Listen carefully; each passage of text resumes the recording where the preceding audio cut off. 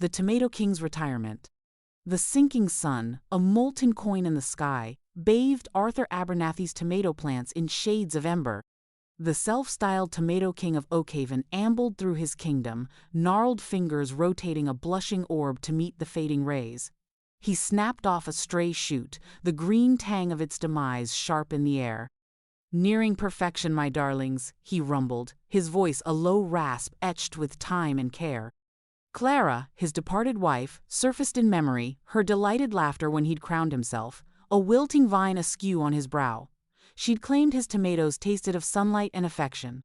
Now, the flavor was mostly nostalgia. A long shadow bisected the rose. Arthur straightened, his joints issuing a chorus of complaints. It was George, his son, looking as starched and ill at ease as a banker at a barn raising. "Dad," George began, his tone a tad too forceful, as if addressing someone addled. "Just checking in." Arthur wiped his soil-stained hands on his faded overalls. "As you can see, George, the tomatoes thrive, and I'm still above ground." George shuffled, avoiding the gaze of the plump scarlet fruit surrounding them.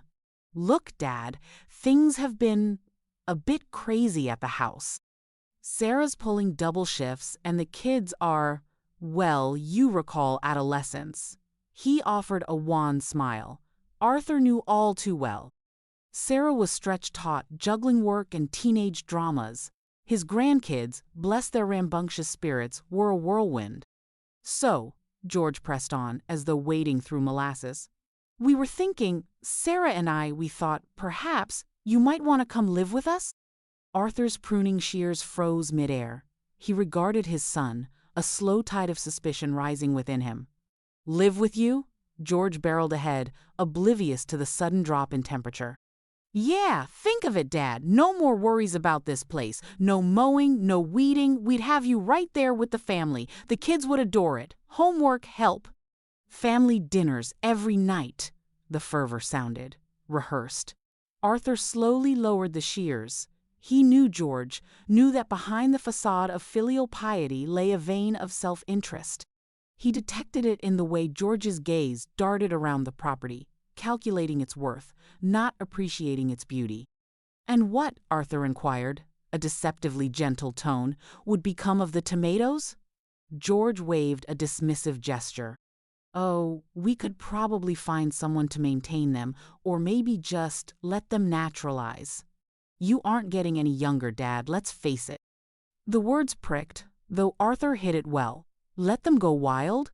After decades of devoted nurture, the meticulous care, the love invested in each seed? "And just where would I be residing, George?" "The basement? We've been meaning to renovate it. Good light, actually. And it's private." George's voice petered out, the promised paradise dwindling with each word. Private. Meaning out of sight. Meaning less hassle for them. Arthur surveyed his garden, a vibrant mosaic of green and scarlet against the dimming light. He saw Clara, her laughter echoing in the sigh of the wind through the leaves. He saw decades of toil, of quiet fulfillment, of a life lived on his own terms. He glanced back at George, his face etched with a familiar mix of hope and barely concealed apprehension. He knew George wasn't dreaming of family dinners. He was envisioning free childcare, a lighter load for Sarah, and, Arthur suspected, the potential to sell this land eventually. "I'll consider it, George." Arthur responded, his voice level. George brightened, mistaking Arthur's courtesy for consent. "Great, Dad, fantastic. I knew you'd see reason. We'll talk soon." "Gotta dash. Sarah needs the dry cleaning picked up." He hurried off, leaving Arthur alone in the gathering gloom. Arthur returned to his tomatoes, his hand extending to gently cradle a plump, reddening fruit. He closed his eyes, picturing the chilly, dank basement, the reek of mildew usurping the rich scent of his earth. He imagined himself confined to a confined, isolated space, his world shrinking within its gray walls. He opened his eyes, a new spark of resolve flickering within. He was the Tomato King, after all. And a king didn't relinquish his throne without a battle. He gazed at his garden, at his haven, and a plan began to coalesce, slow and measured, like the ripening of the most exquisite tomato. He wouldn't yield his kingdom, not yet, not ever. Promises of family. Family dinners, Dad, George urged, leaning against the tomato stakes. His stance seemed relaxed, but his eyes held a sharp intensity. Real ones, not just those solitary microwave meals. Imagine roast chicken, creamy mashed potatoes. Sarah's apple crumble alone is worth the move. The vision bloomed in Arthur's mind. A table resonating with voices, the comforting scent of home cooking wrapping around him. So different from the hushed evenings he'd endured, haunted only by the faint, lingering fragrance of Clara's lavender soap.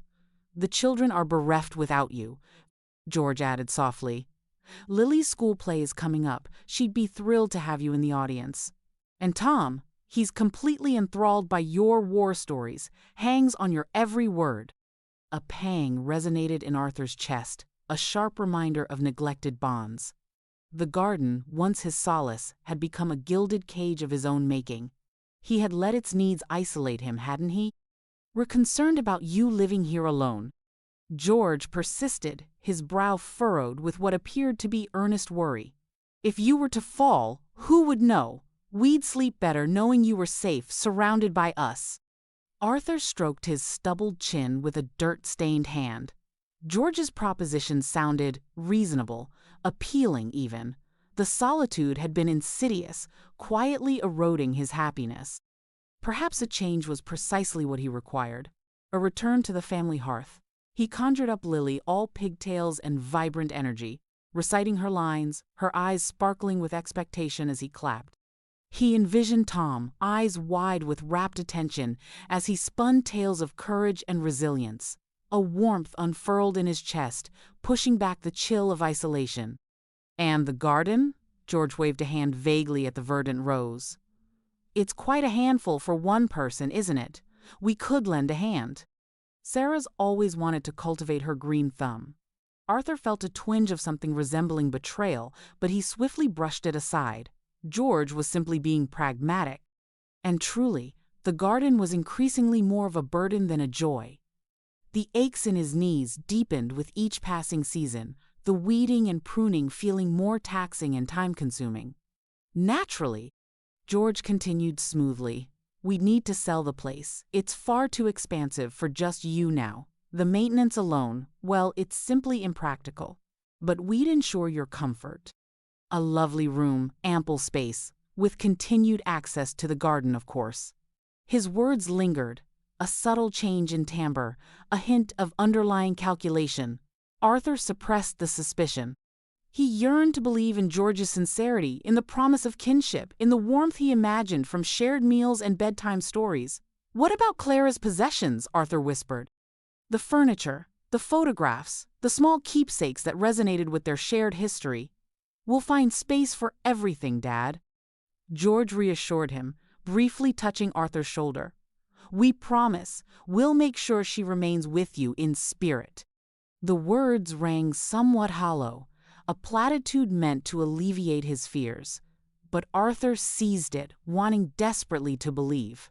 He needed to have faith in the pledges of family, in the prospect of a brighter future enveloped by those he loved. He gazed out at the garden, the vivid foliage, a stark contrast to the darkening sky. It was beautiful, undeniably, but it also served as a constant memento of his solitude. Clara was gone, and the garden, once a testament to their life together, now stood as a persistent reminder of her absence. Very well, George, Arthur conceded, his voice thick with emotion. Very well, we can try it. George's face brightened, a sincere smile spreading across it. That's wonderful, Dad. You won't regret this, I promise you. We'll begin packing immediately. Arthur mustered a feeble smile in response, a spark of hope igniting within him. Perhaps this was the correct choice. Perhaps this marked the dawning of a new chapter, a better existence. Perhaps, just perhaps, he could finally discover solace and belonging within the warmth of his family's embrace. Life in the basement. The drive crawled by, each mile a testament to Arthur's shrinking world. Wedged between his gardening gear and precious photographs, he gazed out the window. Cookie-cutter houses had devoured the once familiar fields, their sameness a stark reminder of his lost independence. George, cheerfully oblivious, prattled on about baseball and gluten-free pastries. Arthur offered rote nods, a smile plastered on that felt alien. He yearned for the chug of his old pickup, the earthy tang of homegrown tomatoes clinging to the seats. At long last, they reached George's driveway. The house was a beige fortress, its lawn an unnervingly perfect green, sterile. "Welcome home," George bounded out, hauling the suitcase with unnecessary enthusiasm. "The kids and Sarah can't wait to see you." Arthur followed him up the walkway, spotting a small cluster of neglected hostas near the porch. A seed of hope stirred. Perhaps a small patch he could call his own? Sarah greeted him with a hug, her perfume a saccharine blast that made his eyes water. "So glad you're here, Arthur. The kids made pictures for your room." "How lovely," he replied, catching a burnt sugar scent from within. George, ever practical, steered them forward. "Let's get you settled, Dad. Long drive, I'm sure." He led Arthur through a pristine living room, past a dining table seemingly untouched by life, and down a flight of bare, narrow stairs. The air turned cool, heavy with moisture. A single bulb cast a stark light on the descent. "Here we are," George announced, with a broad gesture. "Your new digs." Arthur descended, taking in the scene. Basement. Undeniably. Low ceiling, a tangled web of pipes overhead, bare concrete painted a cheerless gray. A single grimy window offered a glimpse of the neighbor's overgrown hedge. A mismatched sofa sagged in one corner, facing a particle board table.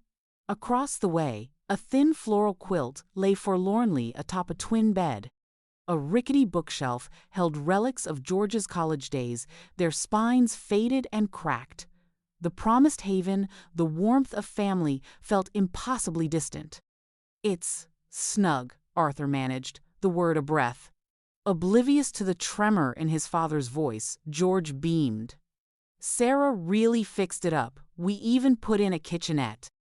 He pointed to a cramped alcove containing a mini-fridge, microwave, and hot plate. "Everything you need."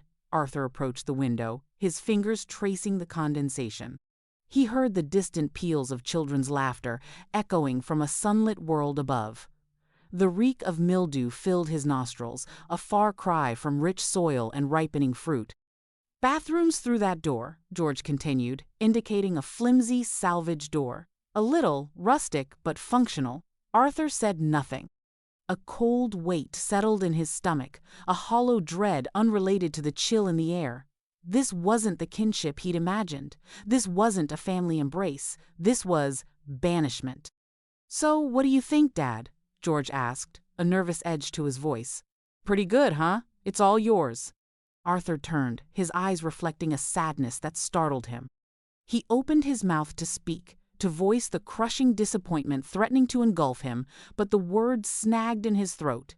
He simply nodded, a small, defeated gesture. "Great!" George clapped, seemingly relieved. "I'll let you get settled. Dinner at 6. He hurried back up the stairs, leaving Arthur to the damp silence.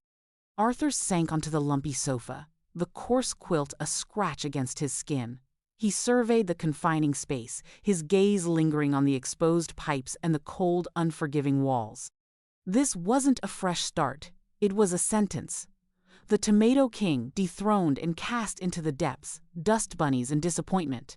The basement air hung thick with the scent of mildew and forgotten things. Arthur, armed with a tattered broom and a dustpan scavenged from the garage, waged a lonely war against the encroaching grime. Sunlight, a diluted version of its former glory, filtered weakly through the small, grimy window, illuminating swirling motes of dust dancing in the stale air. He attacked the dust bunnies congregating under the stairs with renewed vigor, each sweep a futile attempt to reclaim some semblance of dignity in his subterranean existence. He found a faded photograph, tucked beneath an old rug, a picture of George, perhaps 8 years old, beaming toothily while clutching a ridiculously oversized baseball bat. A pang of something akin to longing resonated within Arthur. Where had that carefree boy gone? When had the chasm between them grown so wide? He carefully brushed the dust from the photograph and propped it up on the rickety bedside table, a silent sentinel against the encroaching darkness. Days bled into weeks, marked only by the changing quality of light filtering through the basement window and the hollow ache in Arthur's chest. He tried to busy himself, reading dog-eared paperbacks he'd unearthed from a box of George's old belongings, attempting to cultivate a miniature herb garden in cracked teacups on the windowsill. But the silence was a constant, oppressive presence, punctuated only by the muffled sounds of life happening upstairs, laughter, music, the clatter of dishes, life that he was no longer a part of. One evening, drawn by the tantalizing aroma of roasting chicken, Arthur cautiously ascended the stairs. He paused at the top, listening to the murmur of conversation emanating from the dining room. Lily's high-pitched giggle, Tom's boisterous pronouncements about dinosaurs, sounds that should have filled him with joy, instead twisted the knife of loneliness a little deeper. He mustered his courage and stepped into the dining room. George, Sarah, Lily, and Tom were seated around the table, bathed in the warm glow of the overhead light. They looked complete. "Oh, hello, Dad," George said, his voice a touch too loud, a touch too surprised. He didn't rise, didn't offer a welcoming smile. Sarah offered a polite, albeit strained, smile. "Arthur, dear, we didn't hear you." Lily and Tom, mid-sentence, simply stared. Arthur shuffled his feet. "Just thought I'd join you for dinner." He gestured vaguely towards the laden table. The chicken looked magnificent, glistening with herbs and spices, a far cry from the peanut butter sandwich he'd been planning to eat in the basement. George's eyebrows furrowed slightly. "Actually, Dad, we were just about to, He glanced at Sarah, a silent plea for assistance. Sarah jumped in, a little too quickly. "It's just that we've already served everyone, Arthur. And, well, we didn't know you were coming." Arthur's shoulders slumped almost imperceptibly. He caught Lily's eye. She looked away, suddenly engrossed in rearranging her peas. Tom, ever the pragmatist, continued to chew, oblivious to the awkwardness hanging in the air. "Of course," Arthur mumbled, his voice barely audible. "I understand." He turned to retreat back to the basement stairs. "Dad?" George called after him, his voice laced with a forced cheerfulness. "Maybe next time we'll make sure to set an extra place." Arthur didn't reply. He descended the stairs slowly, each step echoing in the oppressive silence. He knew there wouldn't be a next time. Later that evening, as Arthur sat alone in the basement, the aroma of roasting chicken still clinging to his clothes, George came down the stairs. "Dad, can we talk for a sec?" George perched on the edge of the worn armchair, avoiding Arthur's gaze. He fidgeted with the remote control he'd inexplicably brought with him. Arthur sighed. "What is it, George?" "It's just Lily and Tom. They're used to a certain routine, you know. Dinner time it's important for them, and when you just show up like that, it throws everything off. They get distracted. They don't eat properly. It's disruptive." Arthur stared at his son, a cold wave of disappointment washing over him. Disruptive, that's how he was being perceived. Not as a father, not as a grandfather, but as a disruptive force in their perfectly curated suburban lives. "So," George continued, his voice gaining momentum, "maybe you could let us know in advance if you're planning to come upstairs. That way we can prepare." He finally looked at Arthur, his expression a mixture of guilt and defiance. Arthur simply nodded, unable to speak. What was there to say? He was an unwelcome guest in his own son's home, relegated to the basement, his very presence a disruption to the carefully orchestrated harmony of their lives. The Tomato King of Oakhaven, reduced to a nuisance. George, sensing Arthur's silence as acquiescence, stood up. "Great. Thanks, Dad. I knew you'd understand." He patted Arthur awkwardly on the shoulder and hurried back up the stairs, leaving Arthur alone once more in the gathering darkness, the weight of his disappointment heavier than ever. A flyer of fortune. The overhead light buzzed, an erratic strobe against the drab concrete as Arthur hobbled toward the basement door. Another daybreak mirrored the last, and no doubt the next would follow suit. He bent, a groan escaping his lips as his joints popped like firecrackers, and retrieved the discarded paper. A flyer, cheap, glossy, and trumpeting the sale of the entire building. George's house dominated the top half, rendered almost majestic beneath an artificially bright sky. Investment opportunity, prime location, multi-family dwelling. The bold print practically shouted. Arthur scoffed. Opportunity, maybe, for someone else to grapple with corroded pipes and George's unique personality. His gaze drifted over the details: square footage, unit count, occupancy rate.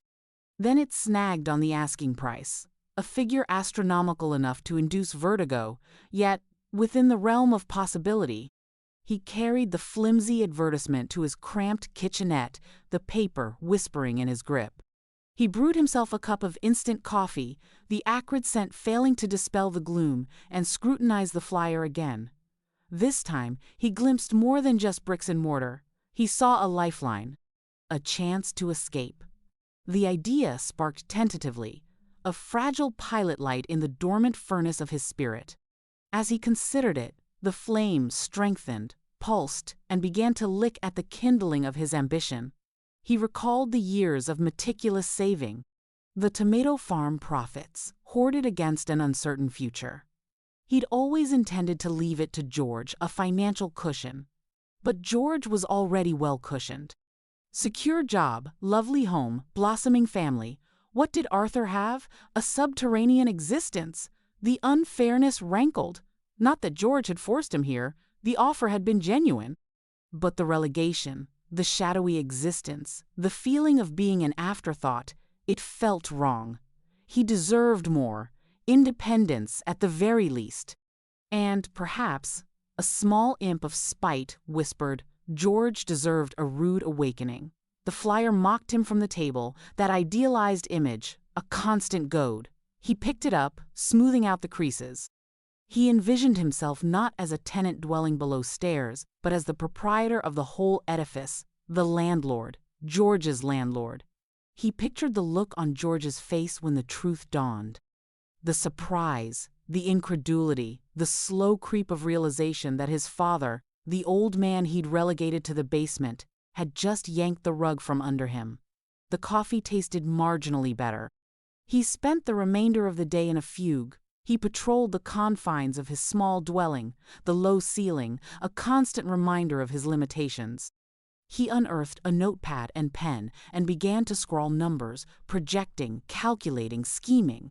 He devoured information on local property values, dissected interest rates, and investigated financing possibilities. The internet, once a source of frustration, became his accomplice. The challenge was formidable, the sum immense, the risk palpable, but the deeper he delved, the more unshakable his resolve became. This wasn't just about acquiring a building. It was about reclaiming his narrative, about proving he wasn't a spent force, that the Tomato King of Oakhaven still held a royal flush. As twilight descended, painting long fingers of shadow across the basement, Arthur ceased his pacing. He stood tall, his shoulders set, his gaze fixed. The fluorescent light still sputtered above, but he was oblivious. He was focused on something else entirely, on a scheme, on meaning. He glanced down at the flyer, the house glowing in the dimness. A slow smile stretched across his face, a smile unseen for years. It wasn't a joyous smile, precisely. It was something harder, determined. A predatory glint sharpened his eyes. He would do it. He would purchase the building, and George would never anticipate it. Secrets and strategies. The Oakhaven savings and loans smelled of lemon polish and hushed anxieties. Arthur smoothed down his best tweed jacket, the one he usually reserved for Sunday services, and tried not to look as though he'd wandered in by mistake. He'd called ahead, a nervous tremor in his voice, and secured an appointment with a Mrs. Davison. She was waiting for him, a woman whose smile didn't quite reach her eyes. Her desk was meticulously organized, a stark contrast to the organized chaos of his tomato plants. "Mr. Abernathy, please have a seat." Arthur lowered himself gingerly into the offered chair. He felt like a schoolboy called to the principal's office. "Thank you, Mrs. Davison. I appreciate you seeing me." "Of course. Now I understand you have some questions about real estate investment?" She raised a perfectly sculpted eyebrow. He cleared his throat. Yes, well, I saw a flyer regarding the sale of my building, and I was wondering about the possibility of acquiring it. He kept his voice deliberately vague, careful not to mention George's name. Mrs. Davison steepled her fingers. Indeed, and what is your current financial situation, Mr. Abernathy? He hesitated. Honesty was the only way forward, he knew, but laying bare his life savings to a stranger felt vulnerable. He detailed his savings account, the small pension from his years at the hardware store, and, almost as an afterthought, the burgeoning income from his tomato sales. He watched her expression carefully as he spoke, searching for any flicker of dismissal. Mrs. Davison tapped a pen against her notepad. The tomato business? It's quite lucrative then? Enough to keep me in fertilizer and the occasional indulgence, he said, allowing a hint of pride to creep into his voice, and enough to squirrel away a bit each season. She punched some numbers into her computer. All right, Mr. Abernathy. Based on the information you've provided and factoring in current market rates, purchasing the building outright with cash is unlikely. However, she paused, letting the word hang in the air. A mortgage may be a viable option. The word mortgage felt heavy, unfamiliar on his tongue. He hadn't taken out a loan since buying the house he and Martha had shared. How does that work, Mrs. Davison launched into an explanation of interest rates, amortization schedules, and down payments. Arthur listened intently, his brow furrowed in concentration. The financial jargon swirled around him, a confusing blend of percentages and projections. So you're saying I would need a down payment, and then I would make monthly payments to the bank? Precisely. We would assess the property value, determine your creditworthiness, and then offer you a loan with specific terms. The tomato income would certainly be considered an asset. A rather unique one, I must say. A ghost of a genuine smile flickered across her face this time. Arthur felt a surge of something he hadn't experienced in years. Hope, tangible, real hope. It wasn't just a pipe dream anymore. And what would be the next step if I were inclined to pursue this? We would need to appraise the property, of course, and gather some additional financial documentation from you. Tax returns, bank statements, that sort of thing. It's a fairly standard procedure. She handed him a neatly printed checklist. Take this home, Mr. Abernathy, review it carefully, and call me when you're ready to proceed. He took the checklist, his fingers trembling slightly. As he stood to leave, a new feeling washed over him, a potent cocktail of excitement and apprehension. He was playing a dangerous game, a game that could either restore his independence or leave him financially ruined. He left the bank and stepped back into the afternoon sunlight. The world seemed brighter, the air crisper. He walked past his usual haunts without pausing, his mind already racing. The tomato patch awaited, but today it held a different significance. It wasn't just a source of income anymore. It was a weapon, a tool in his arsenal. He imagined George's face when he found out. The shock, the disbelief, the dawning realization that his father, the quiet, unassuming widower he'd relegated to the basement, had outmaneuvered him. Arthur chuckled to himself, a low, rumbling sound. This wasn't just about buying a building, it was about reclaiming his life. It was about proving to George, and perhaps even to himself, that he wasn't ready to be put out to pasture. The game was afoot, and Arthur Abernathy, the Tomato King of Oakhaven, was ready to play. The offer? The pen felt alien in Arthur's hand, heavier than usual. Mrs. Davison adjusted her spectacles, the chain jingling softly against her floral blouse. Sign right there, Mr. Abernathy, she instructed, pointing to the bottom of the offer document. The paper felt crisp and official beneath his fingers. He hesitated just for a moment. This was it. He was committing, no turning back. He remembered the taste of the first tomato from his rooftop garden this season. Sweet, acidic, a burst of summer in his mouth, a taste of independence. He pressed the pen to the page and signed his name with a firm hand. Arthur Abernathy. He added the date, the numbers stark against the white. Excellent, Mrs. Davison said, a satisfied smile crinkling the corners of her eyes. "I'll hand-deliver this to the listing agent first thing tomorrow. We've made a strong offer, Mr. Abernathy." "A very strong offer indeed." He managed a thin smile in return, a nervous flutter in his stomach warring with a growing sense of purpose. He wasn't just sitting around waiting for life to happen anymore. He was fighting. Later that evening, Arthur was attempting to decipher a particularly cryptic crossword clue when George bounded down the basement steps. The air shifted with his hurried energy, a stark contrast to Arthur's quiet contemplation. "Dad, hey, you won't believe the day I've had," George announced, running a hand through his already disheveled hair. He looked stressed, dark circles prominent under his eyes. Arthur lowered the newspaper, his glasses perched on his nose. Oh, what happened? He already knew instinctively that whatever came next involved money, the car. "It's making this awful clanking noise. I took it to Miller's garage and they said, well, it's not good, needs a new something or other. Expensive something or other." George's voice trailed off, his eyes pleading.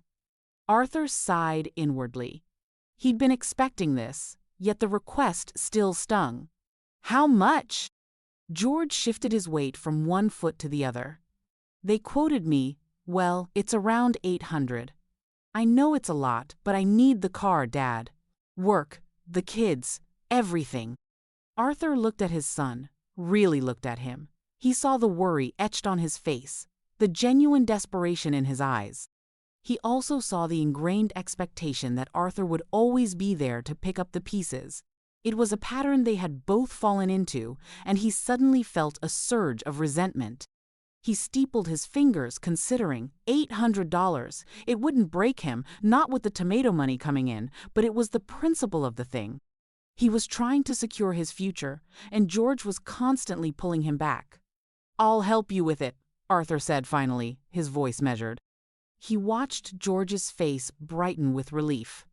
"Oh, Dad, you're a lifesaver. I don't know what I'd do without you."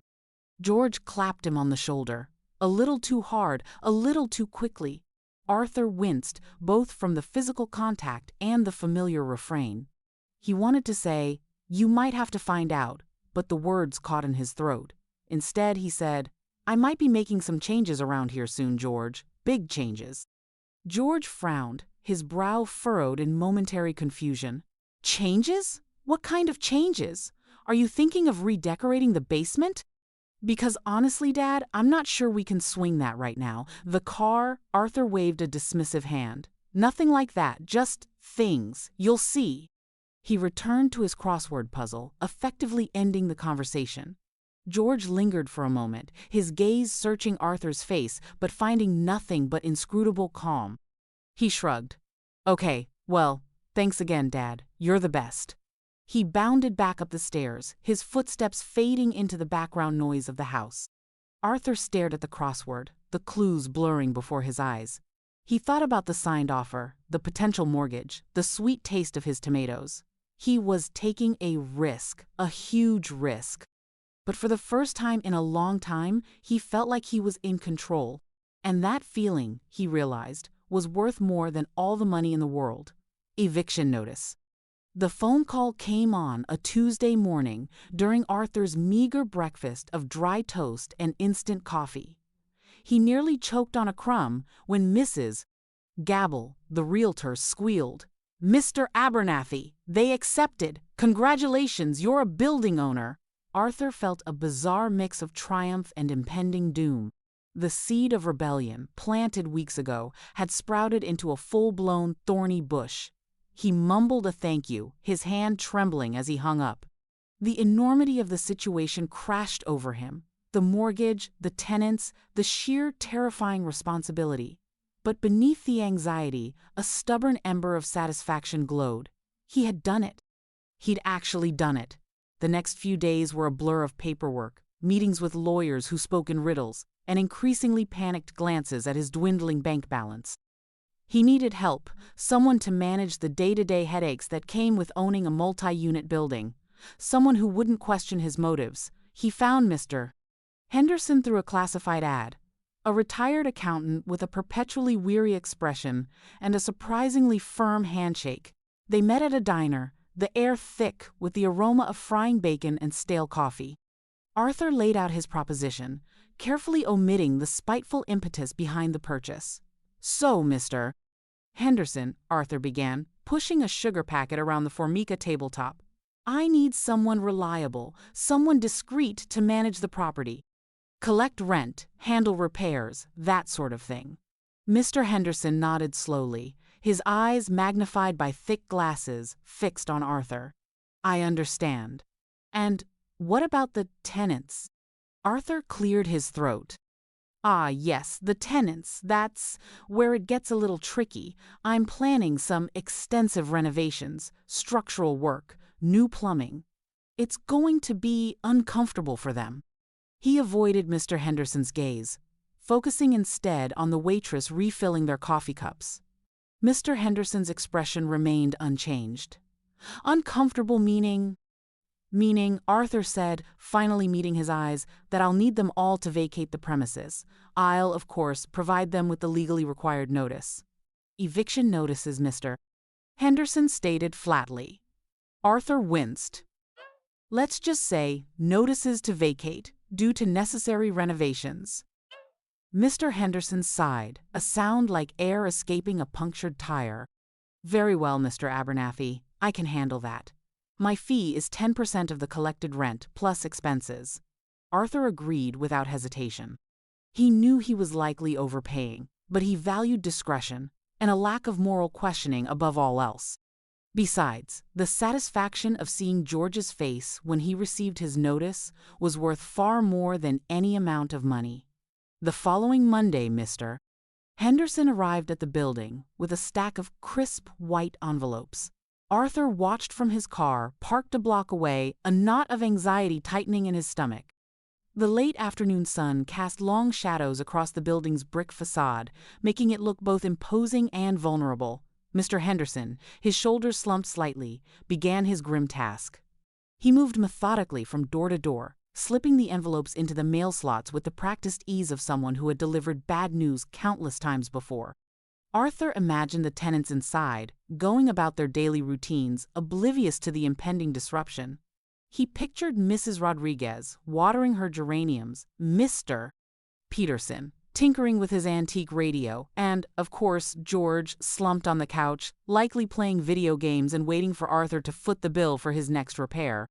He lingered at George's door, his hand hovering over the slot for a moment before pushing the envelope through. Arthur felt a pang of guilt, quickly suppressed. This was for his own good, for his own sanity. He needed to break free, to reclaim his life. As Mr. Henderson finished his rounds and walked away, the building seemed to hold its breath. The silence was broken only by the distant rumble of traffic and the chirping of crickets in the overgrown courtyard. Arthur started the engine, a wave of nausea washing over him. He had set the wheels in motion.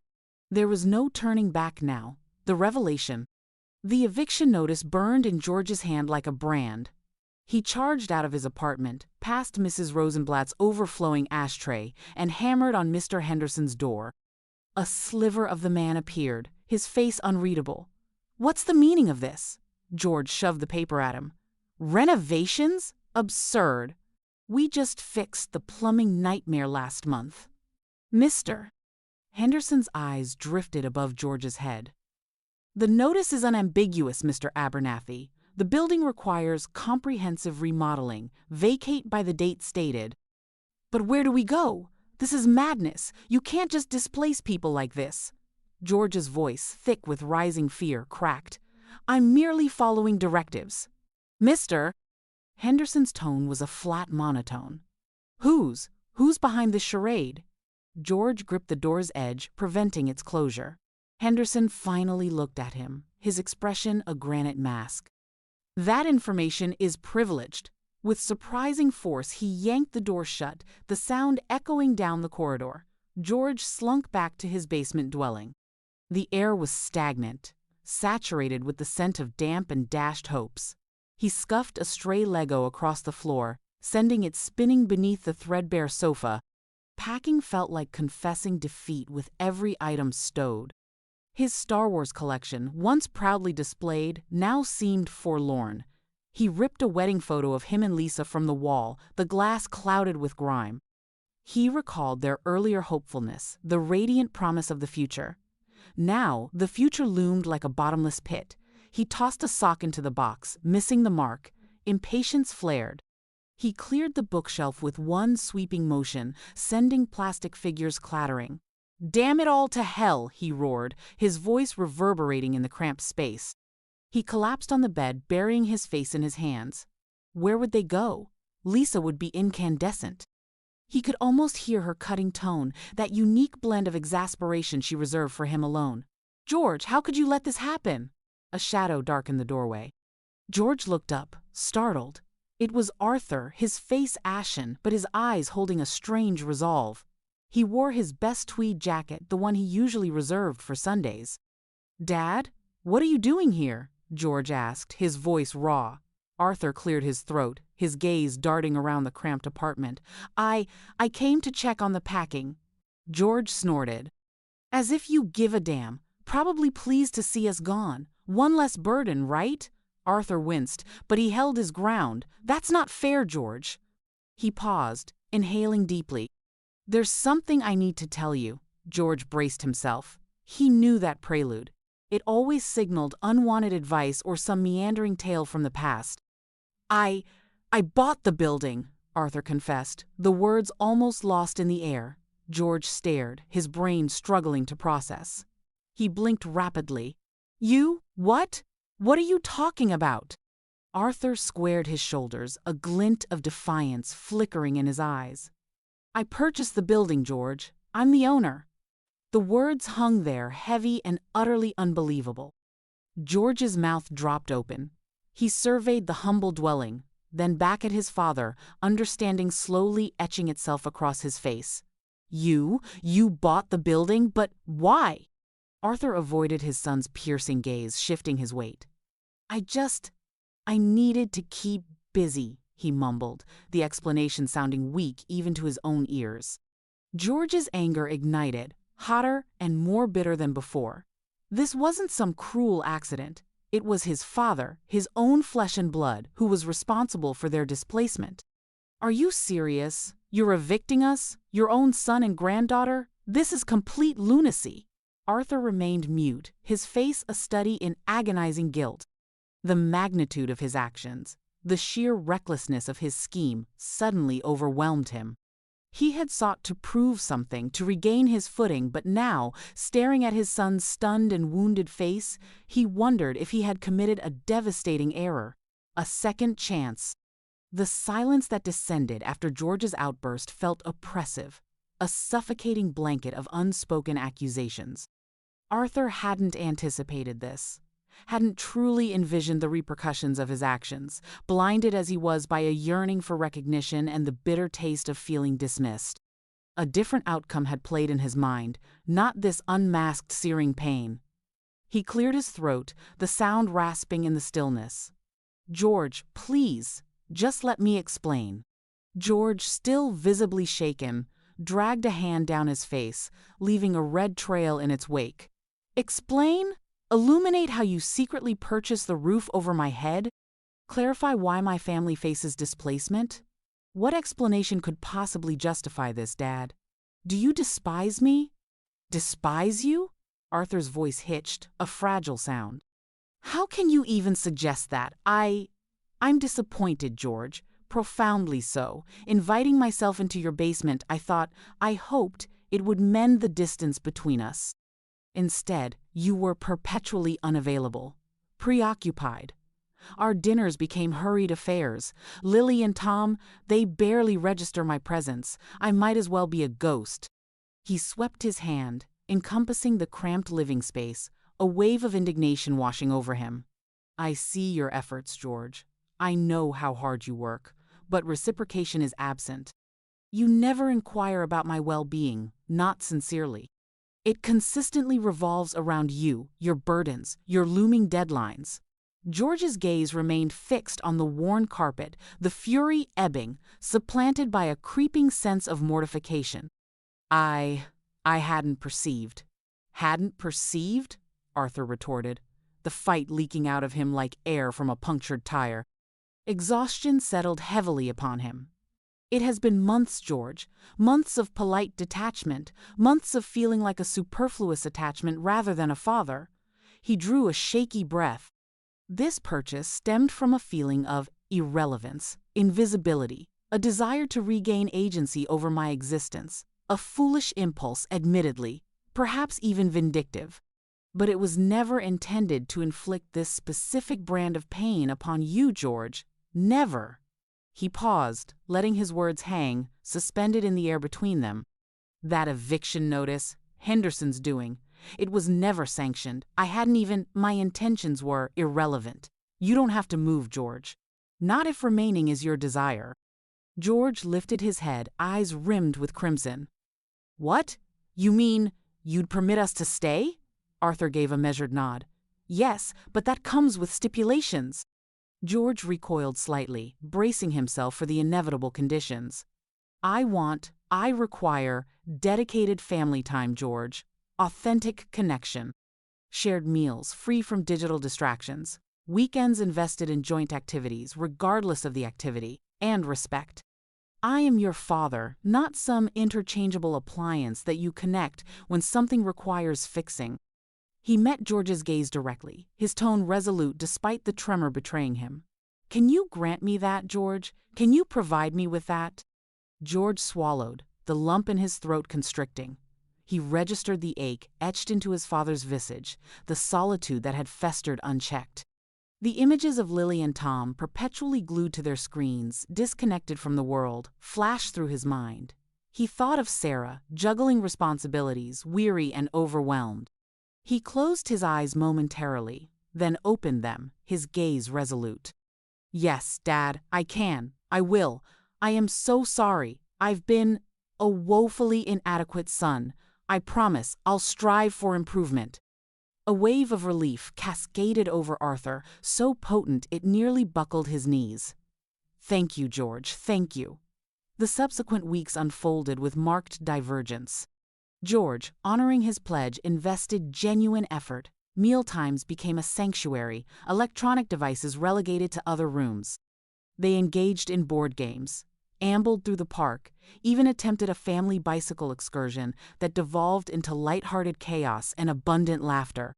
Lily and Tom, initially resistant, gradually warmed, captivated by their grandfather's gentle humor and eagerness to engage. Arthur, revitalized by the re-established bond, dedicated himself to a fresh endeavor, transforming the dismal, forgotten basement into a vibrant recreational hub. He adorned the walls with cheerful hues, installed a ping-pong table, and stocked shelves with games and puzzles. He even located a refurbished vintage arcade game, a Pac-Man machine radiating pixelated glory. The day he unveiled the game room, Lily and Tom were struck silent. Their eyes widened, absorbing the colorful ambiance, the flashing lights, the anticipation of infinite entertainment. They shrieked with exhilaration, launching themselves at the Pac-Man machine, their fingers dancing across the controls. Arthur observed them, a tightness constricting his chest. George stood by his side, a rare smile illuminating his features. "Thank you, Dad," George murmured. "This is incredible." Arthur clapped him on the shoulder. "Direct your gratitude towards them. They are the ones who offered me another chance." The basement, formerly a symbol of his isolation, now reverberated with peals of laughter and joy. The ping-pong balls bounced, the Pac-Man emitted its familiar electronic symphony, and the air crackled with the palpable energy of a family reunited. Arthur stood at the threshold, watching his grandchildren revel, and felt a warmth permeating him, banishing the cold tendrils of loneliness. He remained the building's owner, a silent reminder of his initial, misguided intentions. But its importance had diminished. What truly resonated was this: the merriment, the kinship, the sense of belonging. He had rediscovered family, and that was the only thing that truly mattered.